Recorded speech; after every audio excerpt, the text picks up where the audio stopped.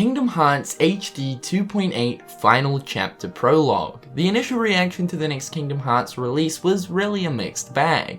Some people were extremely excited and hyped for this installment, whereas a lot of people acted as if this was a cock block for Kingdom Hearts 3. This statement is actually understandable though. While it seems that we're getting closer to Kingdom Hearts 3, something else always seems to pop up to then give us the indication that Kingdom Hearts 3 is still quite a distance away. Once we got past the releases of both 1.5 and 2.5, I think fans knew that it was now time to finally move on to the long-awaited Kingdom Hearts 3. Even though Dream Drop Distance hadn't received the HD treatment, we simply thought that it would be released as, say, a standalone HD title, or that Square Enix wouldn't bother remastering it due to Tetsuya Nomura's comments stating that it's just simply too soon to remaster Dream Drop Distance. However though, surely enough, September of 2015 rolls around and we get the announcement of Kingdom Hearts 2.8. Now, if 1.5 and 2.5 being titles of this franchise weren't enough to make Kingdom Hearts a meme, 2.8 has become the ultimate pinnacle of Kingdom Hearts and its strange titles. As months went on, we learnt more about Kingdom Hearts 2.8 and what exactly it is, and I think by now a lot of people have actually warmed up to it. However, today I want to ask the question of, is Kingdom Hearts 2.8 actually necessary?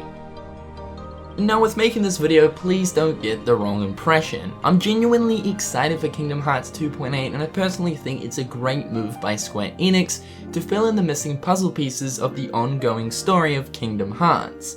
What makes this video game series so good isn't necessarily the gameplay, although it's actually pretty amazing, but more so it's the story it contains. A big reason as to why I love this franchise so much is because I'm so invested in the story and lore, and if Kingdom Hearts 2.8 will further develop the story for us, then I'm 100% okay with that.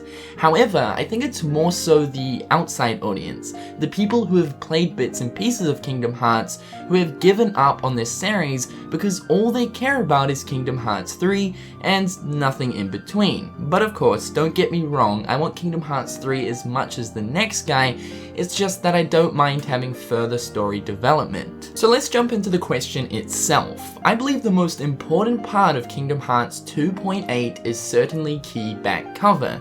Now you might be thinking to yourself, how come 0.2 Birth by Sleep doesn't take this position?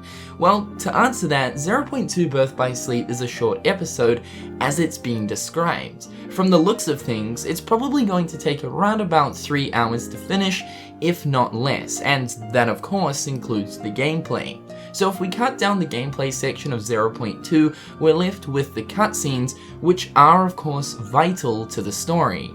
I believe that the most important parts of 0.2 without the gameplay could have been added to Kingdom Hearts 3 at some stage throughout the game, as 0.2 Birth by Sleep connects to Kingdom Hearts 3 and further explains Aqua's story. Initially, 0.2 Birth by Sleep was actually going to be a part of Kingdom Hearts 3, but Tetsuya Nomura decided to put it into Kingdom Hearts 2.8 as a separate installment. This is just due to the fact that Kingdom Hearts 3 simply has so much content already in it.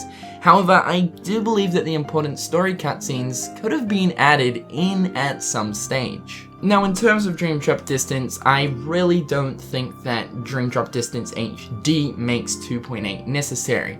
Not in terms of the story, but in terms of the fact that we already have this game, so of course it's just simply a remaster. Now, looking towards key back cover, I believe that this is the most important piece of Kingdom Hearts 2.8, and it's probably the reason behind why I actually think 2.8 is actually necessary.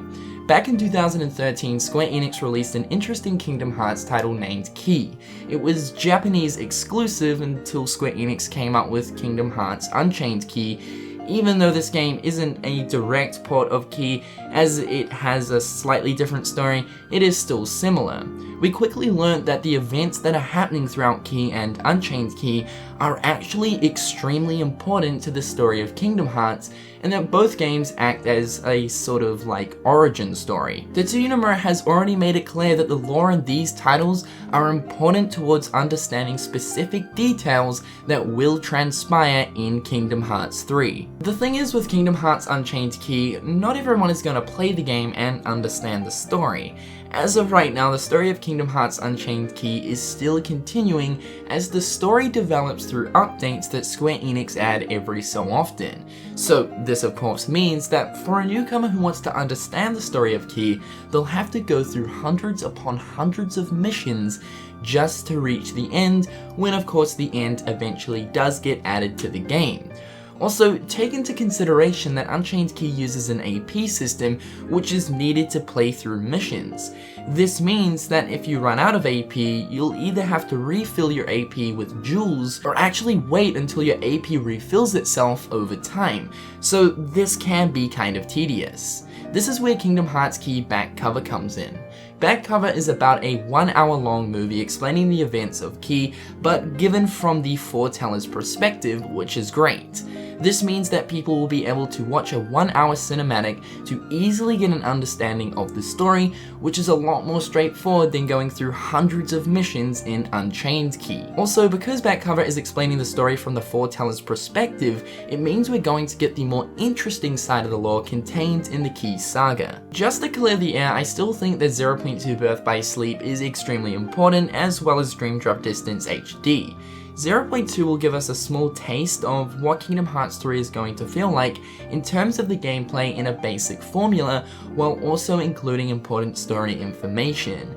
Dream Drop Distance HD is also quite important to a certain degree as well, just due to the fact that many people have still not played it, as they didn't want to have to go out and purchase a 3DS just to play one game.